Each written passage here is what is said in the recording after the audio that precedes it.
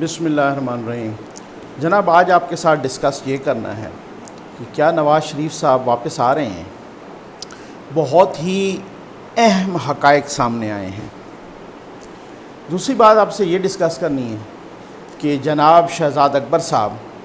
جو کہ acid recovery unit کے چیئرمین بھی ہیں، معاون خصوصی ہیں پرائم منسٹر آف پاکستان کے، ان کے بیرونی دوروں پر کتنا ایک خرچ آیا ہے۔ تیسری بات آپ کے ساتھ یہ شیئر کرنی ہے کہ پی ٹی آئی کی حکومت ملکی تاریخ کا سب سے بڑا قرضہ لینے جا رہی ہے، یہ ڈسکس کرنی ہے۔ اس سے پہلے میں معذرت کے ساتھ معذرت کروں گا، کیونکہ اس کی وجہ یہ ہے کہ ٹائم بہت تھوڑا سا طویل ہو جاتا ہے، کیونکہ میرے اپنے پاس ٹائم نہیں ہوتا۔ میں پڑھ کے کرتا ہوں، میں اسٹڈی بھی کرتا ہوں، بکس بھی پڑھنی ہوتی ہیں، بہت ساری چیزیں ہوتی ہیں، اس وجہ سے ٹائم اگر تھوڑا سا طویل ہو جائے ویڈیو کو، بہت کام کی باتیں ہوتی ہیں انشاءاللہ۔ جناب میں ایک بات پہلے سے میں عرض کر لوں کہ میرے یوٹیوب چینل پر جو لوگ کامنٹس کرتے ہیں، ہر کسی کو اجازت ہے، ابیوسو لینگویج کوئی استعمال نہیں کرے گا اور کسی کے خلاف بھی استعمال نہیں کرے گا۔ کوئی یہ کہے نا کہ میں برداشت کر جاؤں گا کہ جناب کو عمران خان صاحب کے خلاف ابیوسو لینگویج استعمال کرے، نہیں، ایسا نہیں ہوگا۔ نواز شریف صاحب کے خلاف کسی پولیٹیکل لیڈرشپ پہ میں گالی، آپ کو پتہ ہے گالی گلوچ یہ ہر تہذیب کے، دنیا کی ہر تہذیب کے خلاف ہے، اس سے اوائڈ کریں پلیز۔ یہ آپ کی تربیت کو شو کرتی ہے، یہ بس اس پہ میں زیادہ ٹائم ویسٹ نہیں کرنا چاہتا۔ اسی وجہ سے ایسے کامنٹس کو میں بالکل رسپانڈ نہیں کرتا جو گالم گلوچ والے کامنٹس ہوتے ہیں، کسی کے خلاف بھی ہو، اچھی بات نہیں ہے۔ دوسری بات یہ ہے کہ میں تھوڑی سی کلیریفیکیشن ذرا آئی ہے۔ اس دن ایک اسحاق ڈار صاحب کی ایک ویڈیو آئی تھی، اس کے جواب میں یہ انکوائری کمیشن والی، اس پہ میں ٹائم نہیں ویسٹ کرنا چاہتا کیونکہ ویڈیو موجود ہے، اس وجہ سے ان سے میں نے کویشچن کیے تھے کہ جی آپ مجھے کویشچن بتائیں۔ انہوں نے یہ فرمایا تھا کہ جی عمران خان صاحب نے جو رپورٹ پبلک کی ہے اس میں کوئی ان کا احسان نہیں ہے، ان کو کریڈٹ دیا جا رہا ہے، بلکہ ہم نے ایک قانون بنایا تھا، اس قانون کے تحت ان کو رپورٹ، مطلب he was bound to public the report. چلیں، تو وہ 2017 کا قانون بنایا تھا کہ کمیشن کی کوئی بھی رپورٹ جو ہے نا پبلک کرنی ہوگی۔ میں نے ان سے کویشچن کیا تھا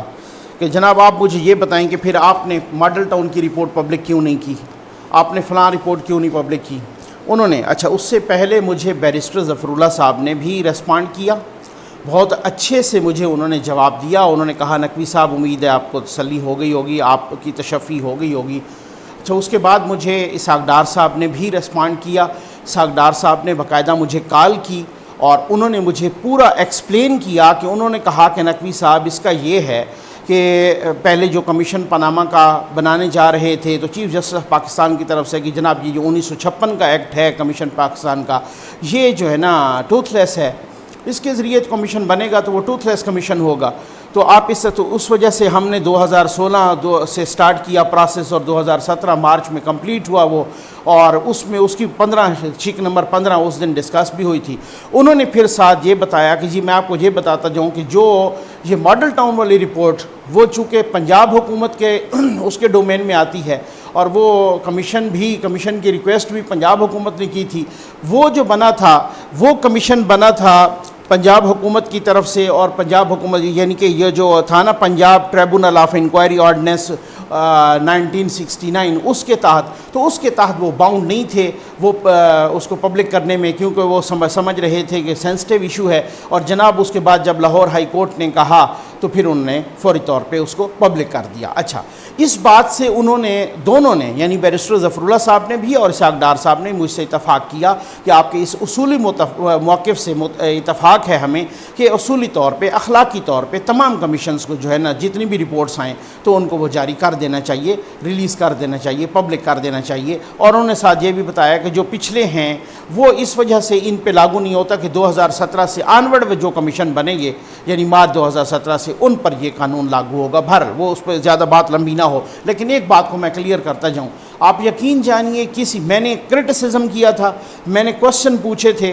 میں نے سخت کویشچن پوچھے تھے، میں نے ان کے ویڈیو کے جواب میں ریئیکشن میں ایک ویڈیو بنائی تھی، میں نہیں سوچ رہا تھا، لیکن مجھے بہت سارے دوستوں نے کہا کہ آپ دیکھیے گا کہ اب آپ نے دیکھنا ہے کہ آپ کو نون لیگ والوں کی طرف سے گالم گلوچ ہوگی. کسی ایک نے گالی نہیں دی، کسی ایک نے برا بھلا نہیں کہا، بلکہ الٹا مجھے جناب ڈار صاحب نے بھی، اسحاق ڈار صاحب نے بھی اور بیرسٹر ظفر اللہ صاحب نے بھی بہت ہی ڈیسنٹ انداز میں سمجھایا. بہت ہی مطلب آپ کہیں کہ جو انہوں نے مجھ سے پوچھتے رہے کہ جی آپ نقوی صاحب آپ کی تشفی ہو گئی ہے، اگر ہے کوئی کچھ چیز تھرسٹی رہ گئی ہے تو ہم مزید بھی بتانے کے لیے تیار ہیں. تو میں سمجھتا ہوں اگر اسی قسم کا رویہ ہوگا تو میں سمجھتا ہوں جی کسی بھی ہمارا کسی سے کوئی ایفیلیشن نہیں ہوتی، لیکن اگر اس قسم کا رویہ ہے تو وہ بڑا اپریشیبل رویہ ہے. کوسچن کی میں ہمیشہ کہتا ہوں کہ سوال کرنا چاہیے ورنہ زوال آ جائے گا، تو اس وجہ سے سوال کو زندہ رہنا چاہیے، اور سوال پہ بجائے اس کے کہ آپ ٹیمپر لوز کریں یا آپ گالم گلوچ کریں، آپ باقاعدہ اس کا دلیل سے جواب دیں. یہ بہت. ایک اور بات، کل میں نے ڈائلسس کے بارے میں بات کی تھی اور جناب وہ شکوے شکایت آئے تھے، صرف نارووال کا جو ہاسپٹل وہ نہیں بلکہ مجھے اور جگہوں سے بھی، مثلا یہ ایک ہیں مانیکا صاحب MNA ہیں، انہوں نے بھی جناب اپنا پاک پتن سے بھی کمپلینٹ کی، اسی طرح سے لاہور سے بھی کمپلینٹس آئیں. انہوں نے کہا کہ پورے پنجاب میں اسی طرح کی شکایت. تو میں پھر بھی پرائم منسٹر آف پاکستان سے، حکومت پاکستان سے، حکومت پنجاب سے یہ ریکویسٹ کرتا ہوں ان کے بہاف پہ، غریبوں کے بہاف پہ آپ کٹس وغیرہ ان کو پرووائڈ کریں اور سب کچھ. ایک بات، جو عاصم صاحب ہیں کوئی مسقط سے، انہوں نے مجھے جو ہے نا، خیر انہوں نے مجھے نام بتانے سے منع کیا تھا، لیکن میں جان بوجھ کے بتا رہا ہوں کہ ایسے بندے کو اپریشیٹ کرنا چاہیے، ایسے نیک انسان کا نام بتانا چاہیے. مجھے یہ حکم ہے کہ بھائی میں اخلاقی طور پہ بھی ان کا نام عام کروں تاکہ ان کو جو ہے نا اس چیز کا ثواب ڈیفینیٹلی جائے، لیکن وہ بے شک چھپائیں اپنا نام، لیکن میں یہی کروں گا. تو جناب یہ بات یہ ہے کہ انہوں نے اس بندے کا فون نمبر لیا، میں نے کہا جی آپ ان سے ڈائریکٹ رابطہ کریں، اور ان کو انہوں نے کوئی مہینہ 2 مہینے کے کٹس کے پیسے پرووائڈ کیے. تو بہت شکریہ. ایک بات میں بس لاسٹ، اس کے بعد میں مین خبروں پہ آتا ہوں. جناب اسحاق ڈار صاحب نے بھی آج باتوں میں وہی بات کی کہ جناب کہ ان سے میں نے آپ کی ویڈیو دیکھی وہ ڈائلسس والی، تو میری طرف سے بھی کہہ دیں، اور انہوں نے بڑا لمبا چوڑا بتایا، اس میں پھر کبھی بات کروں گا، وہ پھر بات لمبی ہو جائے گی. تو انہوں نے کہا جی میری طرف سے بھی کہہ دیں کہ جس بندے کو بھی، یعنی وہ لاہور میں آئے اور غالباً وہاں پہ شریف میڈیکل کمپلیکس ہے یا ان کا جو بھی ہے، تو وہاں پر وہ جو ہے نا ڈائلسس، جس کے پاس بھی پیسے نہ ہوں، جو ڈیزرونگ پرسن ہو، اس کا ڈائلسس ہم مفت کر دیں گے، فری آف کاسٹ، کوئی کٹس کے پیسے نہیں ہیں. تو میں سمجھتا ہوں کہ ہر بندہ، ہر پارٹی، اگر گورنمنٹ کا تو ہم رونا دھونا کرتے رہیں گے نا، وہ تو ایسا، لیکن اگر ہر پارٹی اسی طریقے سے، ہر انفلوئنشل ایفلوئنٹ آدمی، ہر متمول آدمی اگر اس طریقے سے ایک ایفرٹ کرے تو میرا خیال ہے جو مزدور غریب لوگ ہیں ان کا بھلا ہو جائے گا. اور ہمارا بھی یہی ہے کہ ہم بھی یہی چاہتے ہیں کہ بھلا ہو. اچھا جی، اس کے بعد جناب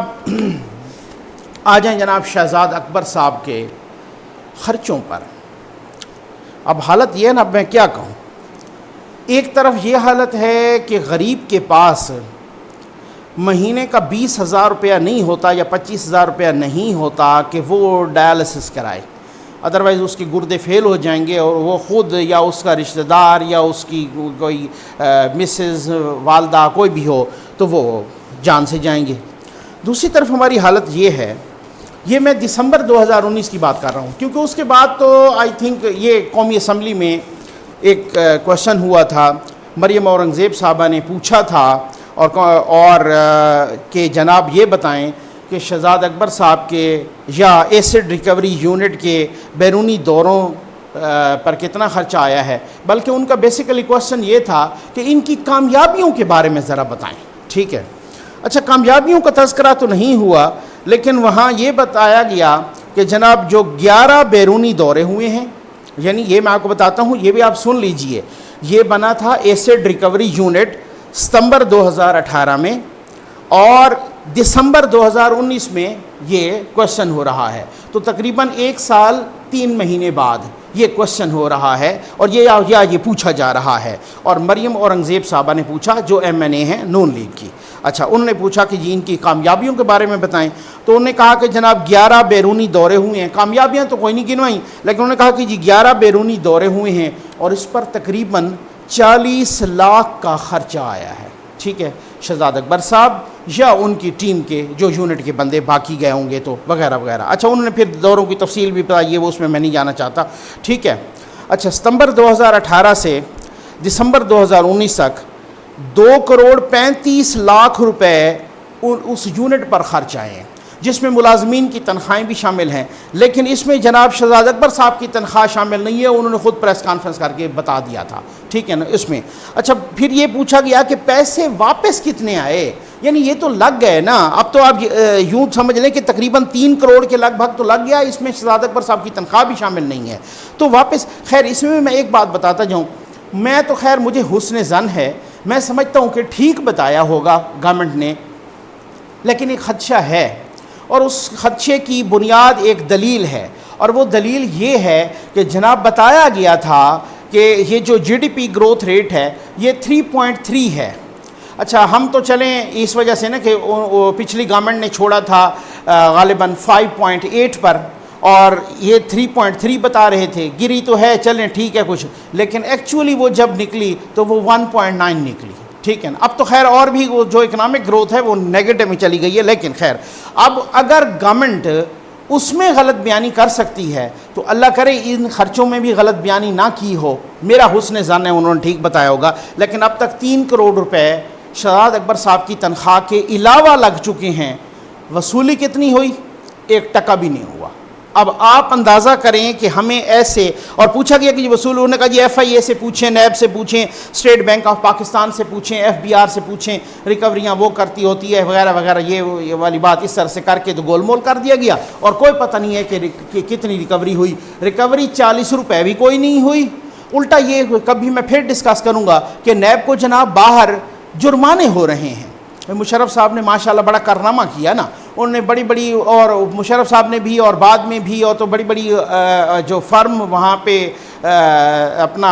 کرائے پہ لی جاتی رہیں، اور وہاں پر تو وہ ان کے ابھی پیسے کسی نے ادا نہیں کیا، اور بڑا رولا پڑا ہوا ہے، بہرحال اس پہ میں ڈسکس کروں گا۔ تو اس میں حالات یہ ہیں کہ ڈائلسس کے نہیں ہیں پیسے، لیکن یہاں پر یہ روز پریس کانفرنسز کر کے اور سیاسی حریفوں کو نیچا دکھانے کے لیے، اور کسی پہ 18 الزامات اور کسی پہ 15 الزامات اور کسی پہ 20 الزامات، اور آنیاں جانیاں لگی ہوئی ہیں، اور جناب 3-4 کروڑ روپے اس پہ خرچ ہو چکے ہیں، اور ابھی تک ریکوری 0 ہے اور کچھ بھی نہیں ہوا ریکور وغیرہ۔ نیکسٹ پہ آ جاتے ہیں جناب، پی ٹی آئی حکومت اگلے، یہ ایکسپریس ٹریبیون کی سٹوری ہے، آپ اس کو چیک کر سکتے ہیں، اور وہ کہہ رہے ہیں کہ پی ٹی آئی حکومت اگلے برس ملک کی تاریخ کا سب سے بڑا قرضہ لینے جا رہی ہے، اور وہ کتنا؟ 15 ارب ڈالر، یعنی اگر یہ مل گیا تو یہ کسی بھی مالی سال میں سب سے زیادہ بڑا قرضہ ہوگا، ٹھیک ہے۔ اب وزارت خزانہ نے کہا کہ اگر یہ قرضہ ملتا ہے تو ملک کی تاریخ کا کسی بھی مالی سال میں یہ سب سے بڑا قرضہ ہوگا، اور ملک قرضوں کے بوجھ تلے مزید دب جائے گا۔ خیر اس میں قرضوں کی واپسی بھی ہوتی ہے، لیکن ظاہر ہے قرضہ چڑھے گا تو صحیح، واپسی تو کریں گے، واپسی تو پچھلے بھی کرتے رہے، وہ تو ایک آئی ایم ایف کے اسکیجول کے تحت ہوتا ہے نا۔ اب یہ بھی جو کہا جاتا ہے نا کہ جناب یہ قرضوں کی واپسی کریں، بھائی واپسی اس اسکیجول کے تحت ہوگی جو اسکیجول آئی ایم ایف طے کرے گا، ٹھیک ہے نا۔ یہ تو اب ہو نہیں سکتا کہ بھائی واپسی وہ بھی کرتے رہے، نہ ان کے رشتہ دار تھے آئی ایم ایف والے یا ان کے رشتہ دار ہیں، وہ تو اپنا لیں گے، لیکن اب قرضہ مسئلہ یہ ہے کہ اس کے قرضے کو ٹوٹل بھی میں بتاؤں گا نیکسٹ کسی میں ویڈیو میں بتاؤں گا۔ اب مسئلہ یہ ہے کہ جناب جو کہہ رہے تھے نا کہ جی ہم تو خودکشی کر لیں گے اور قرضہ نہیں لیں گے، یہ آپ ذرا اعداد و شمار ذرا دیکھ لیں۔ اچھا اس وقت اسٹیٹ بینک آف پاکستان کے پاس جو زر مبادلہ کے ذخائر، یہ بھی ایکسپریس ٹریبیون کی سٹوری کے مطابق ہے نا، وہ 12 ارب ڈالر رہ گئے ہیں، اور وہ بھی کہہ رہے ہیں کہ وہ مانگے تانگے کے ہیں۔ اچھا پچھلی گورنمنٹ کے بھی تھے مانگے تانگے کے، ٹھیک ہے نا، ان کے بھی تھے، لیکن ان کے وہ ذرا زر مبادلہ کے ذخائر زیادہ تھے جب انہوں نے چھوڑا تو۔ اچھا آئی ایم ایف نے جو اپریل کی رپورٹ دی، کہتے ہیں کہ مالی سال 2020-21 کے لیے جو اسٹیٹ بینک آف پاکستان کے پاس ہونے چاہیے وہ 15.6 ارب ڈالر ہونے چاہیے اس مالی سال کے لیے۔ اب ہمارے پاس 12 ارب ڈالر ہیں، تو جب تک قرضہ نہیں لیتے تو ان زر مبادلہ کے ذخائر یا فارن ایکسچینج ریزروز کو ہم اس سطح پر کیسے لا سکتے ہیں؟ اچھا پاکستان نے جولائی 2018 سے جون 2021 تک، یعنی اسی گورنمنٹ کے دوران 40 ارب ڈالر کا قرضہ لے چکا ہے پاکستان، اور سرکاری اندازوں کے مطابق پی ٹی آئی کی حکومت کی طرف سے لیے گئے غیر ملکی قرضے جو ہیں نا وہ تقریباً یوں سمجھ لیں کہ $25 ارب تک پہنچ جائیں گے، ٹھیک ہے نا۔ اب آپ اندازہ کریں اگلے سال جو لیا گیا قرضہ لیں گے، یعنی اگر وہ مل جاتا ہے $15 ارب، تو پچھلے سال کی نسبت لیے گئے قرضے سے 7% زیادہ ہوگا، یعنی کہ $1 ارب وہ زیادہ ہوگا۔ اب ہماری دعا ہے اللہ کرے پاکستان کے پرابلم حل ہوں، خداوند کریم پاکستان کی مشکلات حل کرے، دعا ہم نے کرنی ہے، لیکن کچھ دوا بھی نظر آنی چاہیے۔ یہ وہی بات ہے نا نواب زادہ نصر اللہ صاحب کی کہ کب اشک بہانے سے کٹی ہے شب ہجراں، کب اشک بہانے سے کٹی ہے شب ہجراں، کب کوئی بلا صرف دعاؤں سے ٹلی ہے۔ جناب دعا تو ضرور کرتے رہنے چاہیے، لیکن وہ قرآن مجید کا بھی حکم ہے نا کہ جس کو علامہ اقبال نے منظوم ترجمہ بھی کیا کہ خدا نے آج تک اس قوم کی حالت نہیں بدلی، نہ ہو جس کو خیال آپ اپنی حالت کے بدلنے کا۔ نواز شریف صاحب پہ آ جائیں جناب، آپ کو اس خبر کا سب سے زیادہ انتظار ہوگا، مجھے معلوم تھا۔ وہ کیا واپس آ رہے ہیں؟ اچھا، ان کے ذاتی معالج ڈاکٹر عدنان صاحب اور مریم نواز صاحبہ کی بیٹی واپس آ چکی ہیں۔ خیر ڈاکٹر عدنان صاحب نے کہا ہے میں نے واپس جانا ہے، لیکن اچھا اب اس کو ذرا تانے بانے جوڑیے نا تھوڑا سا۔ کل ایک تصویر بھی وائرل ہو گئی، کرائی گئی، جس طریقے سے جو بھی ہوا توشہ خانہ کیس میں۔ توشہ خانہ کیس کیا ہے، اس پہ میری ویڈیو موجود ہے، بہت ہی تفصیلی ویڈیو، آپ ضرور دیکھ لیجیے، ٹھیک ہے نا۔ ویڈیو موجود ہے اس پہ، میں نے ویڈیو میں اس پہ بنا چکا ہوں، ایسی ویڈیو میں نے بنائی آپ کو پوری سمجھ آ جائے گی توشہ خانہ کیس کی۔ توشہ خانہ کیس میں ابھی 2 دن پہلے نواز شریف صاحب کے بیلیبل اریسٹ وارنٹ جاری ہو چکے ہیں، یعنی قابل ضمانت وارنٹ گرفتاری، ٹھیک۔ یعنی کہ اس میں مین بندوں کو جن کو بلایا گیا تھا وہ 3 تھے، نواز شریف صاحب تھے، آصف علی زرداری صاحب تھے اور یوسف رضا گیلانی صاحب۔ ویسے اس میں ملزمان عمری گروپ کے انور مجید صاحب اور عبدالغنی مجید صاحب وہ بھی ہیں، کچھ اور لوگ بھی ہوں گے۔ اچھا بہرحال یوسف رضا گیلانی صاحب خود پیش ہوئے، آصف علی زرداری صاحب کی طرف سے وکیل پیش ہوئے، نواز شریف صاحب کی طرف سے رپورٹڈلی کوئی پیش نہیں ہوئے، اس لیے جج صاحب نے ان کے بیلیبل وارنٹ گرفتاری، بیلیبل ہوتا ہے کہ قابل ضمانت وارنٹ گرفتاری۔ اچھا اب نیکسٹ پیشی یعنی کہ غالباً 11 جون کو رکھی ہے۔ اب اس پہ اگر کوئی اس طرح کی رپورٹ پیش ہو جاتی ہے، ان کے وکیل پیش ہو جاتے ہیں، کچھ ڈاکومنٹس پیش کر دیتے ہیں، عدالت کی تشفی ہو جاتی ہے، اور اگر وہ کچھ پیشیوں کے لیے ان کو استثناء دے دیتے ہیں ہیئرنگس کے لیے، وہ ایک ڈیفرنٹ تھنگ ہے، کیونکہ لا میں عام طور پہ کہا جاتا ہے کہ یہ جو لا ہے نا، ہم جب لا پڑھ رہے تھے تو ہمیں عام طور پہ اپنے استاد پڑھاتے تھے اور وہ یہ کہتے تھے، مجھے یاد ہے وہ کہتے ہیں کہ یہ جو لا ہے دس از 49% لا اینڈ 51% جج ڈسکریشن، یعنی یہ جو 49% لا ہے اور 51% جو ہے نا جج کی ڈسکریشن ہوتی ہے۔ تو اب دیکھیں بہرحال اب اس میں جو ہے نا جناب وہ یہ بتایا جا رہا ہے کہ اگر اب میں پاسبلٹیز ڈسکس کروں گا نا، اور ذرائع سے کچھ آپ تک بہت ہی امپورٹنٹ خبریں پہنچانی ہیں۔ اب اگر یہ بیلیبل اریسٹ وارنٹ ہوتے ہیں، اگلی پیشی پہ بھی وہ پیش نہیں ہوتے، یا ان کے وکیل پیش ہوتے ہیں، عدالت کی تشفی نہیں ہوتی، وہ بیلیبل وہ دوبارہ کر دیتے ہیں، یا پھر اس پیشی پر یا اس سے اگلی پیشی پر نان بیلیبل کر دیتے ہیں، پھر اس کے بعد آپ کو پروسیس کا پتہ ہے، اس ڈیٹیل میں جانے کی ضرورت نہیں ہے کہ وہ پھر مفرور قرار دے دیں یا وہ اشتہاری قرار دے دیں، پھر اس کے بعد ان کی جائیداد کی کرکی ہو جائے، جاری ہو جائے عدالت سے وغیرہ وغیرہ سے، ٹھیک ہو گیا نا، اس قسم کے آرڈر جاری ہو جائیں۔ لیکن اس میں بات پتہ کیا ہے، آپ کو معلوم ہے کہ جب اگر بالفرض نواز شریف صاحب کو اشتہاری قرار دے دیا گیا یا مفرور قرار دے دیا گیا یا ان کی جائیداد کی کرکی کا آرڈر کر دیا گیا، تو پھر آپ کو پتہ ہے نا پی ٹی آئی ہمارے دوست ہیں، عام طور پہ بہت سارے پی ٹی آئی کے میرے بڑے اچھے دوست ہیں، یہ ایسی بات نہیں ہے، تو پی ٹی آئی کے جو بڑے زبردست اکثر و بیشتر 2-3 دوست کہتے رہتے ہیں، بلکہ وہ تو عام نیشنل میڈیا پہ بھی وہ اس طرح کی خبریں چلی ہیں، وہ کہتے ہیں کہ جناب کہ اگر عمران خان صاحب کو حکومت کرنا نہیں آتی تو اپوزیشن کرنا ضرور آتی ہے، لیکن مسئلہ یہ ہے کہ وہ حکومت میں بیٹھ کے بھی اپوزیشن کر رہے ہیں نا، تو بات یہ ہے کہ ان کا یہ کریڈٹ ہے ان کو بھی اور ان کے میڈیا سیل کو بھی اور ان کے دوستوں کو بھی کہ اگر ایسا ہو گیا تو وہ ڈنڈورا بڑا پیٹیں گے، وہ جناب روزانہ اپنے سوشل میڈیا پر اشتہارات لگائیں گے، یوٹیوب پہ بڑی باتیں ہوں گی، جناب مفرور، جناب اشتہاری، جناب، اور وہ ٹھپا ٹھاک کر کے لگائیں گے ان کے جناب وہ چہرے پہ اور ان پہ کہ جناب وہ اشتہاری ہو گئے، لو جی مفرور ہے جناب، مفرور واپس آؤ، اشتہاری واپس، وہ آپ کو پتہ ہے وہ میں بہت ساری باتیں ادھر کرنا کر سکتا ہوں لیکن یہ ویسٹ ہو جائے گا ٹائم۔ اچھا اب جناب بات یہ ہے کہ ذرائع کہہ رہے ہیں کہ اگر نواز شریف صاحب نے، کیونکہ دیکھیں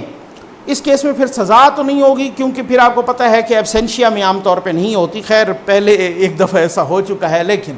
اب تھوڑا حالات ڈیفرنٹ ہیں، تو سزا تو نہیں ہوگی لیکن ایک بڑا مسئلہ ہو جائے گا کہ اگر وہ نہیں آتے تو یہ بار بار جو ہے نا بڑی بدنامی ہوگی۔ خیر اس سے ایک دفعہ پہلے بھی ہو چکا ہے کہ وہ جو خط لکھا جا رہا تھا، پتہ نہیں اب وہ خط لکھا ہے یا نہیں لکھا کہ جناب وہ اس طرح سے ایک بھاگ کے آگے نیب نے، آپ کو یاد ہے نا یا حکومت پنجاب نے وہ خط پتہ نہیں کہیں گول مول ہو گیا، وہ بھی نہیں۔ ذرائع یہ کہہ رہے ہیں کہ اگر نواز شریف نے ان حالات کی وجہ سے واپسی کا فیصلہ کر لیا تو یہ فیصلہ بہت مضمرات اس کے ہوں گے اور اس فیصلے کے بہت زیادہ اثرات ہوں گے پاکستان کے پولیٹیکل سسٹم پہ، پاکستان کی یہ جو سیاسی ایک حوالہ ہے نا اس حساب سے بڑے اس کے مضمرات ہوں گے، کیونکہ نواز شریف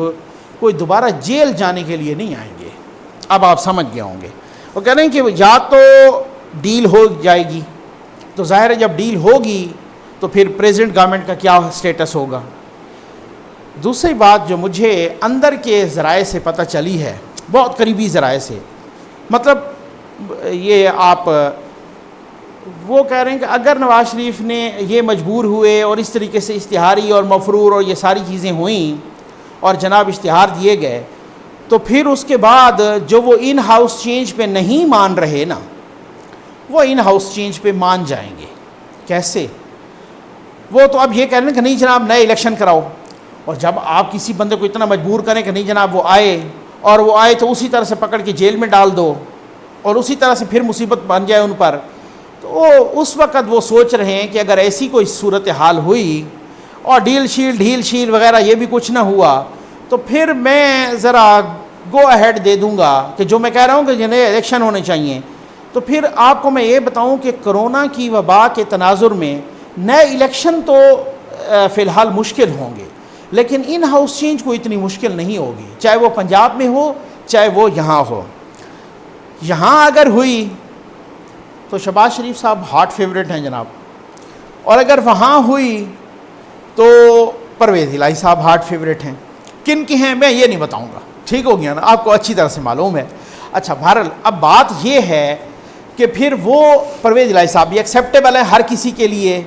اور یہاں بھی ایکسیپٹیبل ہے شہباز شریف صاحب ہر کسی کے لیے، ٹھیک ہو گیا نا۔ اچھا اب بات یہ ہے، اس میں بہت تفصیل سے میں پھر بھی بات کروں گا، اس میں بات یہ ہے کہ اگر یہاں پہ بھی ان ہاؤس چینج اور وہاں پہ بھی ان ہاؤس چینج اور نواز شریف صاحب اپنی ضد چھوڑ دیتے ہیں کہ جناب نہیں بس الیکشن کو چھوڑ دیجئے، پیپلز پارٹی تو ویسے ہی کہہ رہی ہے کہ اگر وہ اس طرح کی کوئی صورتحال ہوئی تو وہ ساتھ دینے کے لیے تو تیار ہیں، لیکن وہ کہہ رہے ہیں کہ وہ ان کو اتنی زیادہ فیڈریشن میں اتنی زیادہ دلچسپی نہیں ہے، ان کو سندھ کی حد تک بہت دلچسپی ہے، وہ کہتے ہیں ہمیں اطمینان سے گورنمنٹ کرنے دو، وہ اطمینان سے وہاں گورنمنٹ کریں گے، ادھر یہ اطمینان سے کریں گے۔ پہلے تو نون لیگ کی اپنی صفوں میں یہ تھا نا کہ پہلے کی بات ہے، اب کی بات نہیں، اب تو بہت اس پہ انڈر کنسیڈریشن ہے یہ ساری چیزیں کہ پرویز الہی صاحب کو پہلے کبھی کہا گیا کہ جناب ان کو وزیر اعلیٰ بنا دیا جائے، تو وہ کہیں گے کون سی ایسی قیامت آئی ہے کہ اتنی ساری بڑی پارٹی ہے، اتنے ہمارے ممبران ہیں، سب کو چھوڑ کے تو ان کو، لیکن اگر یہ اس طرح سے ہو گیا، اگر ان کی مجبوری بن گئی تو پرویز الہی صاحب کو انہوں نے بنا لیا، تو پرویز الہی صاحب تو یوں کر کے چلے، ٹھیک ہوگی نا، ان کے واہ بھائی کیا بات ہے، وہی ہمارے عام طور پہ کہتے ہیں نا کہاوت اندھے کو کیا چاہیے دو آنکھیں، ٹھیک ہے، تو اب جناب انہوں نے وہ بالکل ہی، اچھا وہ ویسے ہی بڑے سلجھے ہوئے سیاستدان ہیں، ہر کسی کے ساتھ بنا کے رکھتے ہیں، تو ان کے تو ویسے بھی ان کی ملاقاتیں بڑی جاری ہیں، میں نے کل بھی بتایا تھا، اور اگر یہ ان ہاؤس چینج اور اگر نہ ہوئی اور کرونا پیسیفائی ہو گیا تو پھر نئے الیکشن کی طرف بھی جانا پڑ سکتا ہے۔ میں آپ کو یہ تجزیہ دے رہا ہوں، آپ لکھ کے رکھو کہ ان کا آنا گورنمنٹ کے لیے بہت خطرے کی گھنٹی ہوگی، اور وہی جیسے شاعر نے کہا تھا نا کہ لے چلا جان میری روٹھ کے جانا تیرا، ایسے آنے سے تو بہتر تھا نہ آنا تیرا، تو میں اس کو الٹ کر دیتا ہوں شاعر سے معذرت کے ساتھ کہ کہیں ایسے نہ کہیں میرے پی ٹی آئی کے دوست پھر کہ لے چلا جان میری روٹھ کے آنا تیرا، ایسے جانے سے تو بہتر تھا نہ جانا تیرا۔ بہت شکریہ۔